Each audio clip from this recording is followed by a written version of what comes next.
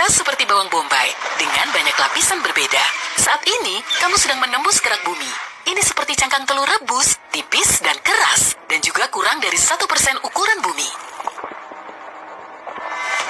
Di kedalaman 0,6 meter, kamu bertemu dengan hewan penggali. Tikus mondok dapat membuat terowongan lebih dari 18 meter per hari. Hampir 3 meter ke bawah, kamu akan terkejut. Apa itu cacing tanah? Panjangnya 90 cm. Kamu bergerak melewati 7 meter di bawah tanah. Jadi, kamu tidak akan melihat akar tanaman hutan tropis lagi. Kamu terbawa suasana, dan di kedalaman 12 meter, kamu hampir menabrak buaya Nil. Reptil ini menggali liang terdalam di antara semua hewan. Kamu melihat pertanian perkotaan bawah tanah, 33 meter di bawah permukaan, mereka menanam sayuran dan tanaman herba di sana. Di kedalaman 122 meter, kamu masih menemukan akar pohon, tapi itu akar terdalam yang diketahui. Akar itu milik pohon ara liar yang tumbuh di Afrika Selatan. Hampir 155 meter di bawah tanah, kamu akan menemukan kamar hotel. Itu salah silver mine, hotel terdalam di dunia yang dibangun di bekas tambang perak. Di kedalaman 286 meter, kamu melihat terowongan jalan raya. Itulah terowongan Eiksund di Norwegia dan melintas di bawah laut. Saat berada hampir 396 meter di bawah permukaan, kamu mencapai dasar sumur air. Sumur Woodingding di Inggris adalah sumur tradisional terdalam di dunia. Itu dibangun untuk menyediakan air bagi rumah sosial.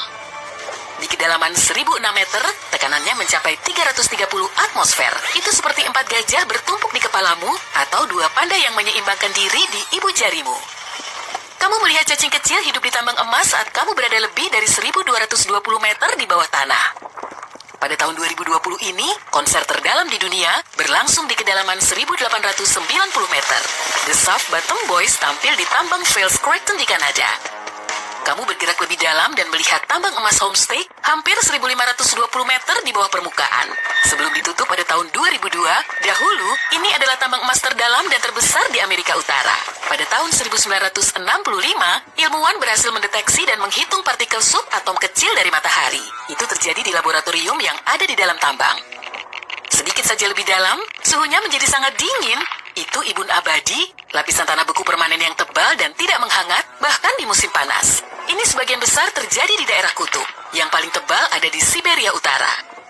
Sekitar 1980 meter di bawah permukaan, kamu masih bertemu dengan beberapa makhluk hidup. Itu adalah springtail, serangga kecil tanpa mata, yang hidup di gua Krubera yang sangat dalam di negara Georgia. Di kedalaman hampir 2190 meter, kamu mencapai dasar gua Voronya di Georgia. Itulah gua terdalam di dunia yang telah diketahui. Jika pernah berada di tambang Creighton di Kanada pada bulan Mei 2005, kamu pasti pernah mendengar siaran radio yang paling dalam. Itu terjadi di kedalaman hampir 152 meter, lebih dalam daripada gua Voronya. Lift poros tunggal terdalam di planet ini mencapai 3110 meter di bawah tanah. Hewan multiseluler terdalam yang telah diketahui hidup di kedalaman 3600 meter di tambang Tautona di Afrika Selatan. Itu adalah cacing kecil, tapi sangat kuat dan dapat mengatasi suhu ekstrem dan dehidrasi.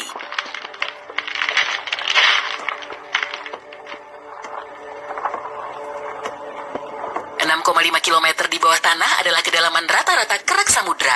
Itu bagian dari kerak bumi yang terletak di bawah samudra, jauh lebih tipis daripada kerak benua. Di kedalaman yang sama, di Tiongkok Timur Laut, kamu bertemu dengan mikroba terdalam yang telah diketahui. Kamu akan melihat bagian bawah lubang buatan terdalam saat kamu turun ke kedalaman 3660 meter di bawah permukaan. Lubang bor super dalam kola hanya berdiameter 23 cm. Tapi tekanan di dasarnya sama dengan 4000 atmosfer, seperti 54 gajah bertumpukan di kepalamu. Lebih dari 14 km di bawah permukaan, kamu akan berada di genangan batu cair yang sangat panas. Itu adalah ruang magma supervulkan Yellowstone di bawah Taman Nasional Yellowstone di Amerika Serikat. Kamu menggali lebih dalam. Jika terus seperti itu, kamu mungkin akan segera menembus kerak bumi. Kerak samudra biasanya memiliki lebar 5-10 km, sedangkan kerak benua bisa mencapai 45 km di beberapa tempat. Tapi meski kerak samudra lebih tipis, ia jauh lebih padat. Itu sebabnya ia mengapung lebih rendah di mantel daripada di kerak benua. Bagian paling tebal dari kerak bumi terletak di bawah pegunungan. Akar gunung tidak sepadat pegunungan itu sendiri. Jika kamu meletakkan bahan pembuatnya di atas air, itu akan mengapung seperti gunung es. Semakin dalam kamu pergi, semakin panas keraknya. Di batas mantel, suhunya bisa mencapai 400 derajat Celcius. Kebanyakan oven batu pizza hanya bisa memanaskan hingga 260 derajat Celcius. Namun, kerak bumi adalah bagian terdingin di planet ini. Di kedalaman sekitar 29 km, kamu mencapai batas antara kerak bumi dan mantel atas bumi. Mencengangkannya, di sana, tekanannya mencapai 10.000 atmosfer, itu seperti lebih dari 130 gajah yang menyeimbangkan diri di kepalamu. Mantel adalah lapisan batuan panas yang membentuk 2/3 dari seluruh massa bumi dan 84% dari volume bumi. Tebalnya 2.900 km dan merupakan campuran besi, silikon, magnesium, oksigen, dan Play-Doh. Yang terakhir bukan sih. Batuan yang lebih dekat ke bagian dalam mantel bertekstur semi padat seperti permen karamel. Hal paling menarik yang kamu lihat saat pergi melewati lapisan ini adalah berlian. Ahli geologi sebenarnya percaya bahwa semua berlian yang kita tambang hari ini terbentuk di dalam mantel. Lalu, sekitar 1 miliar tahun yang lalu, berlian dibawa ke permukaan oleh letusan gunung berapi. Bagian atas mantel bersama dengan kerak bumi pecah menjadi potongan-potongan besar dan menyerupai kepingan teka-teki raksasa. Potongan-potongan ini, yang dikenal sebagai lempeng tektonik, bergeser dengan kecepatan 2,5 cm hingga 5 cm per tahun. Saat bergerak melewati mantel atas, kamu merasakan suhu mulai naik. Dari 480 derajat Celcius hingga 870 derajat Celcius. Semakin dalam kamu pergi, semakin banyak keringatmu. Di dekat batas inti, suhunya sudah lebih dari 3.870 derajat Celcius. Tekanan mantel yang lebih rendah mencapai 240.000 atmosfer. Itu seperti 3.280 gajah yang membentuk menara di kepalamu. Di kedalaman sekitar 2.900 km, kamu melintasi batas antara mantel dan inti terluar. Lapisan ini memanas hingga 4.980 derajat Celcius, sebagian besar karena peluruhan radioaktif uranium dan thorium. Suhu seperti itu cukup tinggi untuk menjaga inti luar tetap cair. Meski tekanannya hampir 2 juta atmosfer, itu tetap belum cukup kuat untuk membuat besi menjadi padat kembali. Tebal inti luar adalah 2.400 km dan sebagian besar terbuat dari besi dan nikel dalam bentuk cair. Cairan ini berputar dalam arus turbulen yang masif dan menghasilkan medan magnet. Radiasinya sampai keluar angkasa sejauh 1,3 juta kilometer dan melindungi planet kita dari angin matahari. Di inti terluar, medan magnet bumi 50 kali lebih kuat daripada di permukaan. Kamu berada lebih dari 4.830 km di bawah tanah sekarang. Selamat, kamu telah mencapai pusat planet kita.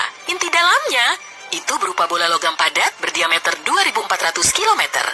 Itu sekitar 3/4 diameter bulan. Inti dalam sangatlah padat dan berputar lebih cepat daripada bagian lain dari planet ini. Di sana, hampir sama panasnya seperti di permukaan matahari.